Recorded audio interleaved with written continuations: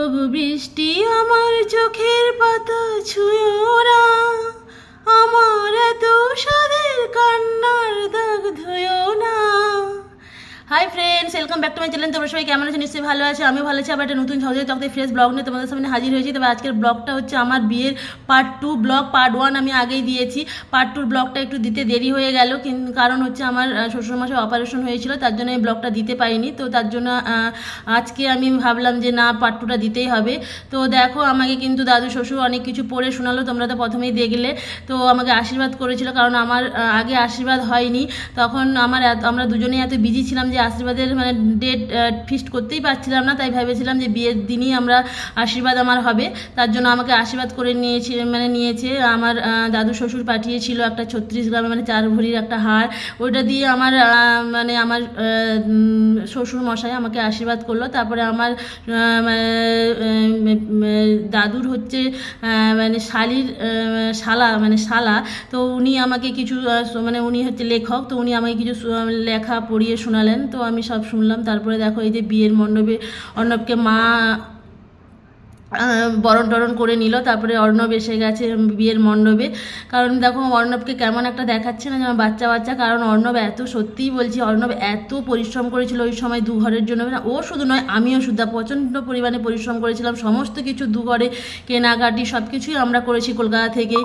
তো ওই জন্য ওকে একটুখানি কেমন কেমন লাগছে, যেন মনে হচ্ছে অনেক দুর্বল, অনেক বাচ্চা বাচ্চা, মুখটা একদম শুকিয়ে গেছে। তো যাই হোক, তারপরে বিয়ের মণ্ডপে অর্ণব বসে গেছে। তো আমাকে এবারে নিয়ে আসছে। তো আমার তো নিজের কোনো দাদা নেই, কিন্তু আমার পিসির ছেলে এরা সবাই আছে। তো এই যে এই হচ্ছে আমার মামা, মানে আমাকে যে ধরে নিয়ে আসলো, এটা হচ্ছে আমার মামা, ছোট মামা। আমার 2 মামা, বড় মামা আসেননি, তো ছোট মামা এসেছিল, তাই ছোট মামাই ধরে নিয়ে এসছে। তারপরে দেখো, এই যে আমাদের শুভদৃষ্টি হচ্ছে। আমি তো খুব হাসাহাসি করছি, আর সবাই পাশ থেকে অনেক কিছু করছে। কারণ আমি মানে গান দেওয়া আছে তো তার রেকর্ডিংয়ে, তার জন্য আমি মানে কোনো কিছুই দিতে পারছি না, আমি নিজেই সব কিছু বলছি।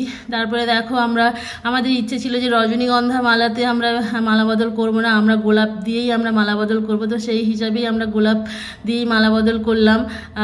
সবাই হাসাহাসি করছে, এই মালা বদল হচ্ছে, এই সেই সবাই দেখো ওদেরও অনেক এসেছে, অনেকজন 100-100-র উপরেই এসেছিল। তারপরে আমাদের সবাই আত্মীয় বন্ধুবান্ধব ছিল। তো যাই হোক, তারপরে বিয়ে মানে যে বিয়ে হচ্ছে, মালা বদল এখনও শেষ হচ্ছে না।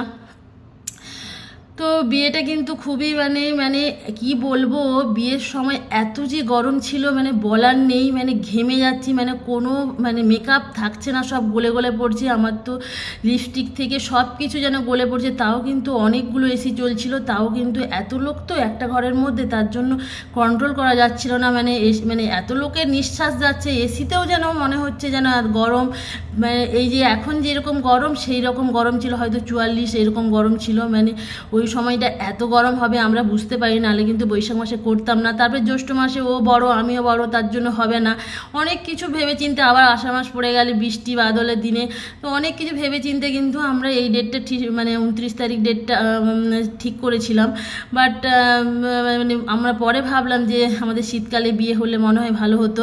মানে এতটা গরম, মানে আনন্দ কি মানে করবো কি, মানে গরমে যেন সবাই যেন মানে একটা বিধ্বস্ত হয়ে যাচ্ছিল। মানে খেতে পাচ্ছিল না, দাঁড়াতে পারছিল না, মানে কিছুই করতে পারছে না। বসবে তাও একটা শান্তি করে বসতে পারছিল না, অসম্ভব খারাপ লাগছিল।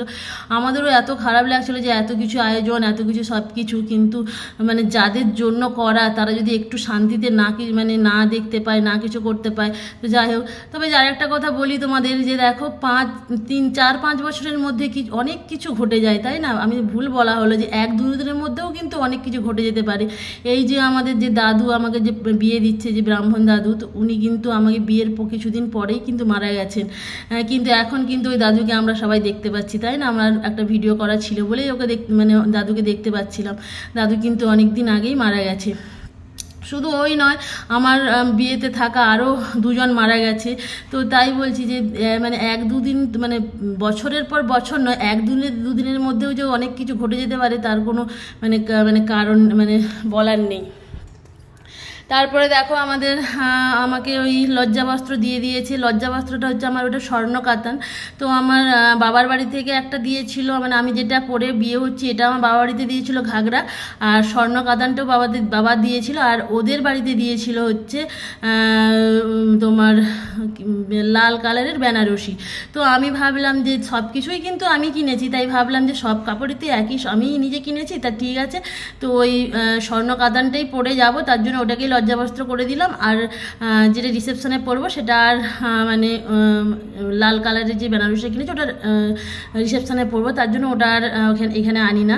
তো ওই মানে ওই আকাশি কালারের স্বর্ণ কাতান দিয়ে আমার লজ্জাবস্ত্র করেছিল। তারপরে এই দেখো দাদু আমাদের তো গিট বেঁধেই দিল সারা জীবনের জন্য, এখনো পর্যন্ত তো গিট বাঁধাই হয়ে আছে। যাই হোক, তোমরা সবাই আশীর্বাদ করো যেন মানে যতদিন বেঁচে থাকে ততদিন যেন এইভাবেই আমাদের গিটটা বাঁধাই থাকে। তারপরে দেখো আমার তো কোনো দাদা ভাই নেই, কিন্তু আমার আমার পিসি অনেক আছে। তো এটা হচ্ছে আমার বড় পিসিমণির ছেলে। দেখো ওকে দেখেই বুঝতে পারবে, দেখো ও কতটা বিধ্বস্ত হয়ে আছে, কারণ ওর মুখ চোখ দেখে বুঝতে পারবে যে কতটা গরম, কারণ আমি সবসময় এসিতে ছিলাম বলে আমাকে অতটা বোঝা যাচ্ছে না। কিন্তু অর্ণবকে বলো আর আমার দাদাকে দেখলেই বুঝতে পারবে যে কতটা খারাপ মানে ছিল, মানে এত গরম ছিল। মানে দাদা তো মানে সমস্ত কিছুটা দেখাশোনা করছিল, তারপরে আবার এখানে এসে থেকে কেমন বিধ্বস্ত একটা লাগছিল, যেন কেমন যেন মনে হয় কোথা থেকে ছুটে চলে আসছে, এইভাবে এরকম মনে হচ্ছে। তো ওই দাদা আমার খই পুড়লো, নিজের দাদা না থাকলে যা হয় অবস্থা। তো যাই হোক, কিন্তু পিসির ছেলেরাও তো দাদা। তো যাই হোক, মোটামুটি আমারও ইচ্ছা ছিল যে ওই দাদাই আমার খই পুড়ুক, তো ওই পুড়েছে। তো তারপরে অর্ণব আমাকে কিছু জিজ্ঞেস করছে, যে মানে কিছু একটা জিজ্ঞেস করছে, তো আমি এখন বলতে পারছি না কি জিজ্ঞেস করছিল, কারণ ভয়েসটা তো আমার নেই। তারপরে আমার মা বাবা সবাই আশীর্বাদ করতে হয় বিয়ের পরে, তো সবাই মিলে আশীর্বাদ করলো। তারপরে দেখো আমার কিন্তু বিয়ে মন কমপ্লিট হয়ে গেল। তারপরে আমাদের এই দেখো আমার বোনেরা সব আমরা ভিতরে যাব। তো এই যে দেখো সব, ওটা হচ্ছে আমার দিদি, আমার মাসিও ঘেরেছে, আমার দিদি, আমার দিদা, আমার দু বোন। ওই দেখো দু বোন, একটা হচ্ছে দেখো ওই গোলাপি কালারের আমার কালারের ফুল মাথায়, আর একটা এই পাশে হচ্ছে যে ব্লু কালারের যে শাড়ি পরছে, ওটা দু বোন। আমার বোনটা কত রোগা দেখো, কিন্তু এখন আমার ছোটো বোনকে দেখলে চিনতে পারবে না, অনেকটাই মোটা হয়ে গেছে। আর কিন্তু মেজো বোন কিন্তু ওই রকমই আছে, মেজো বোন কিন্তু যেমন আছে তেমন, কারণ ওর সুগার হয়ে গেছে, তো তার জন্য ও আর মোটা হতে পারে না। কিন্তু ছোটো বোন একটুখানি মোটা হয়ে গেছে, অন্যরকম হয়ে গেছে। তারপরে দেখো ওর জামাইবাবুকে টেনে ধরছে, না দিতেই হবে দিতেই হবে দিতেই হবে। তারপরে জানি না কত টাকা দিল একটা, তো এত গরম লাগছে, তুই ছেড়ে দে আমি বলছি। তারপরে তো নিল। তারপরে দেখো এগুলো ওর বন্ধু সব খেতে বসেছে, এগুলো সব অর্ণবের বন্ধু। লাস্টে মানে ওরা খেতে বসেছে। বরযাত্রী তো এমনিতেই সব সময় হয়তো একটু পরেই খায়, ওরা অনেক লেটেও এসেছিলো, পরেই খায়। এই যে ইনি দেখছেন, ইনিও কিন্তু আর নেই আমাদের কাছে, ইনিও মারা গেছেন। কিন্তু ইনি আমাকে দেখতেও এসেছিলেন, আবার ওখানেও এসেছিলেন। তো যাই হোক দেখো, মানে অনেক কিছু ঘটে যায় কিছুদিনের মধ্যে, অনেক কিছু ঘটে যায়। তো সেই রকমভাবে মানে আমার বিয়ের পরও অনেক কিছু ঘটে গেছে। তারপরে আমার বাবা হচ্ছে আমরা একটু খেয়ে টেয়ে নিলাম। তারপরে দেখো আমার বাবা ফাংশন করেছিল, তার জন্য দেখো এই মেয়েটাও এসেছিলো, খুব সুন্দর মেয়েটা গান গায়। তো দেখো তোমরা গান কন্টিনিউ করো, আমিও নাচ করছি, সব দেখো। তো আমার যদি ভিডিওটা ভালো লাগে প্লিজ লাইক কমেন্ট শেয়ার ও সাবস্ক্রাইব করে দিও, আর পাশে থাকা বেল আইকনে ক্লিক করে দিও। আর তোমার মানে আমার যদি আরও তুমি ভিডিও দেখতে চাও, আমার রিসেপশনের ভিডিও, তাহলে কিন্তু আমার চ্যানেলটা তোমাদেরকে মিট করতে হবে। তো চলো, টাটা, বাই বাই।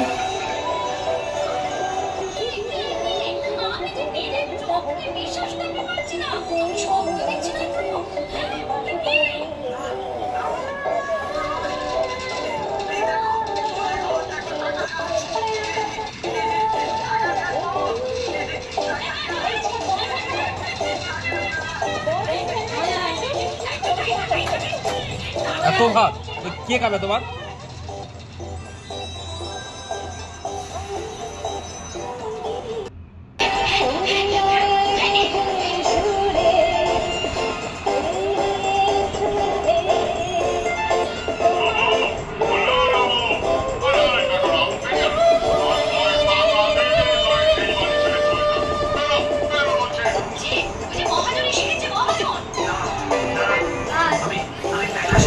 আমি টাকা দিয়ে আসি।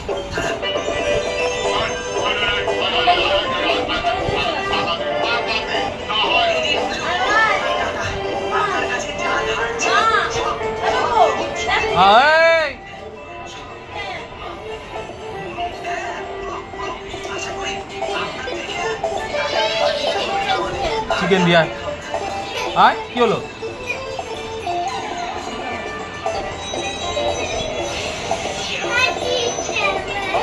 খাবে আগে আসো বাবার সাথে কোনো চিপস না, সে ফোন দেখলে ভাত খাবে, এখন চিপস না। চলো এখানে চলে আয় আয় বস, আমি বাড়ি নিচ্ছি বস।